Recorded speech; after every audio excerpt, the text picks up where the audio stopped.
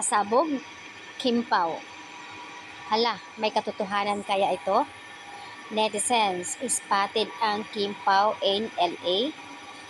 Enjoy nyo mini vacation Kim Pao. Kim and Paulo, you deserve it. Ang sagot ng isa, totoo kaya yan? Nasa LA sila? If totoo, masaya ako. Siyempre, lahat ng mga Kim Pao fans. And sumagot naman yung username, RKBF. Yes po, totoo yan. Super short trip lang as a thank you ng ABS-CBN sa management sa kanila. And also para makarest sila. Start ng promo nila of The Promise pagbalik. According to Miss Yeda Manzano. So, ayan.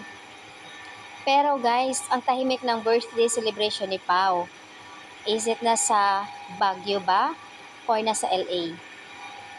Ayon sa karamihan, maybe nasa Baguio doon mag-celebrate kasama ang family ni Pao. I think kasama si Kim, syempre. Wala silang paramdam today. Samay din naman ni Kim on lahat mga photos ni Paulo Abilino. Pero wala pong ganap kung saan ang celebration ni Pao. Ayon sa comment, baka nga raw totoo kasi nga kumakailan lang sa interview kay Pao na ayon sa kanya, rest muna sila sa 91.1 interview sa kanya. Rest muna sila and then a few days or weeks, so balik work na naman sila. So ito po yun ay kumakalat sa social media na pag-uusapan niya ng mga netizens na yun po yung project nila na The Promise kasama si Don Sileta and at iba pang mga celebrity. Congratulations naman if totoo talaga.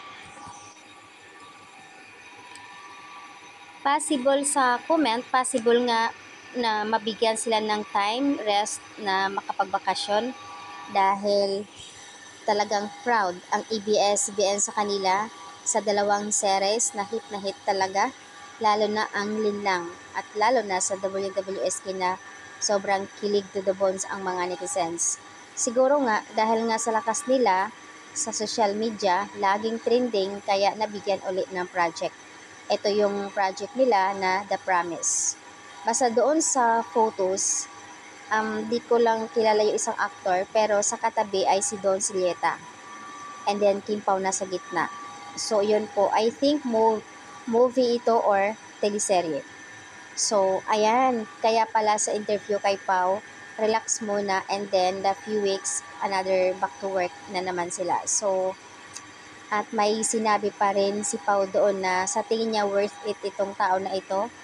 At syempre, why not? Na hindi niya mahalin. Lalo lagi niya kasama sa work. OMG. Sa IG story ni Kim, kung saan ay suot din nila dalawa ang kay Taylor Swift t-shirt. Swiftie. Yun po yung suot ni Pao na Swiftie t-shirt. Pasalubong ni Kim sa kanya nung galing na sa London si Kim. Oh, grabe. Pasabog ng Kim Pao. Sobrang nakakatuwa naman.